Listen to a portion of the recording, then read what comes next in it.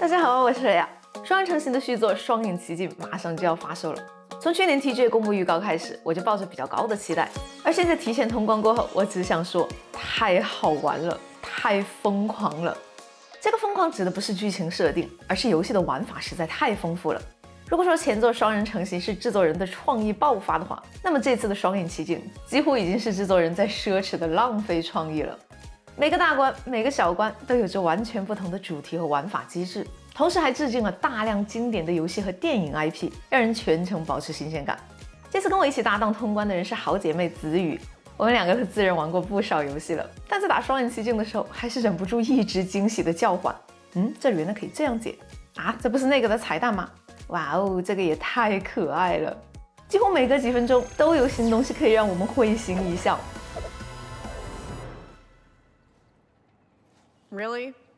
我真的已经很久没在游戏里感到这种纯粹的快乐了。想起了小时候玩游戏的感觉，也迫不及待想跟大家第一时间分享我的体验和最大的感想。双影奇境跟它的前作《双人成行》一样，由来自瑞典的雾影工作室开发，是一个必须有2位玩家协力通关的跳台动作冒险游戏，同机双人或者在线联机都可以。游戏最大的特色就是那些巧妙又充满想象力的合作设计，无论战斗还是解谜，都需要2个人精密配合完成。这一代的新主角是2位彼此陌生的年轻作家 Mio 和 Zoe， 一个人悲观封闭，另一个人却乐观的近乎天真，典型的没头脑和不高兴组合。故事表现的主题也由前作的亲情变成了2人的友情，并且穿插了更多的现实议题。在游戏开头，某大公司谎称要出版 Mio 和 Zoe 的作品，实则把他们骗进了一台故事机，要窃取他们大脑中所有的写作创意。是不是有点资本家训练 AI 模型以取代人类的感觉呀？意识到情况不对的 Mio 在跟公司人员的争执中掉进了 Zoe 的模拟舱，2个人的脑内创意因此被穿插在了一起，而游戏也由此正式展开。他们唯一的出路就是在各个混乱的小说场景中穿梭，以找到破坏这个系统并回归现实的方法。由于他们2人一个是科幻作家，一个是奇幻作家，所以这些场景都非常的天马行空，如同一个个奇妙的平行宇宙。而由于作品是创作者的情感映射，所以我们也能在不同的场景里逐渐了解2位主角的性格和人生背景，并看到他们在冒险中如何改变彼此。 Thanks。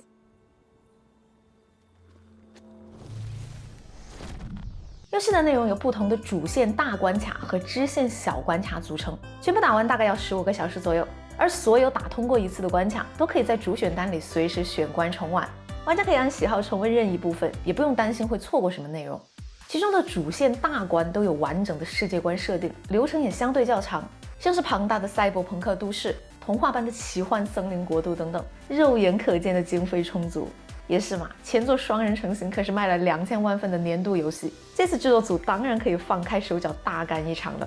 于是我们可以看到很多惊险刺激的大场面，玩起来肾上腺素飙升，并且每一关的地形结构、视角还有 BOSS 战的形式都会持续变换，从第3人称动作设计到横版跳台到上帝视角等等。我这样上1分钟还觉得自己在玩动作冒险游戏，下1分钟就突然变成了玩暗黑破坏神，真的是梦回魂斗罗和洛克人的红白机时代，其乐无穷啊！与此同时，关卡里还埋满了搞笑的小细节和彩蛋，充分体现了制作组的幽默感。你能够想象在激烈的追车途中需要拿手机解除车子自爆，结果手机非逼人数一大堆验证手续的坑爹感吗？真的是又急死个人又笑死个人。没有长颈鹿，本人已经18岁。你给我打电话！你别给我打电话！制作人的幽默感在各个支线小关里表现得更为突出。本作的支线是藏在主线关卡里面的一些传送门，接近的时候会有台词提示，几乎不可能错过。而一旦进去，就可以体验一小段超级独特的冒险插曲，有的紧张刺激，有的可爱童趣，有的荒诞搞笑。比如让你变成2只猪跳来跳去的解谜，当看到我的猪得靠放彩虹屁来大跳的时候，我真的完全笑不活了。最后居然还要被做成香肠，自己把自己弹到炉子上烤熟，还要跟队友互相挤酱料调味，地狱笑话啊！对于比较擅长跳台和解谜的玩家来说，双影奇境的整体难度不算高，可以充分的享受乐趣，而不是被游戏折磨。但嘛，还是有那么1-2个支线关把我玩得死去活来，因为我真的不太擅长竞速类型。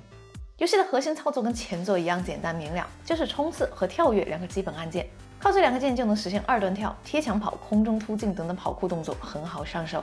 在这个基础上，制作组再为2位主角设计了额外的战斗和解谜能力，并且会在不同的关卡里面改变。事实上，这一代最突出的重点就是，无论主线关还是大部分支线关，2位主角的解谜和战斗能力都会完全不一样，导致每一关的玩法思路也都会出现区别，真的是足够奢侈的设计。譬如说，在赛博都市里面，一位主角可以近战以及转换自身的重力，另一位主角则可以用重力边远程攻击和抓取物体，所以这一关的战斗和谜题嘛，就都是围绕着这2种能力设计的。而在森林国度里，一位主角可以变身成大猩猩和魔法水獭，另一位主角可以变身成精灵和树人，这4种变身形态对应的能力都不一样，于是很多场景里面，玩家都必须迅速切换形态打配合，才能成功通过。在有些主线关卡里，主角的能力还会逐渐进化，并且有的能力又充满了对经典游戏的致敬，像是变成多功能机械球体滚来滚去的探索，瞬间想到了银河战士的萨姐，有没有？但这一关光是球体解谜还不能让制作组满足，过了一会儿居然还要让玩家拿这个球去玩弹子机，甚至直接来上一场弹子机 BOSS 战，着实是惊到我了。以上我举的所有例子，只是本作奇思妙想的冰山一角。总而言之嘛，本作出现的这些丰富的设计，光是一个关卡里面的某一个机制，在别的游戏里可能就是整部作品的核心玩法了。但在双影奇境里，他们却都只是短暂的惊喜，每个机制都只作为一小部分的关卡内容存在。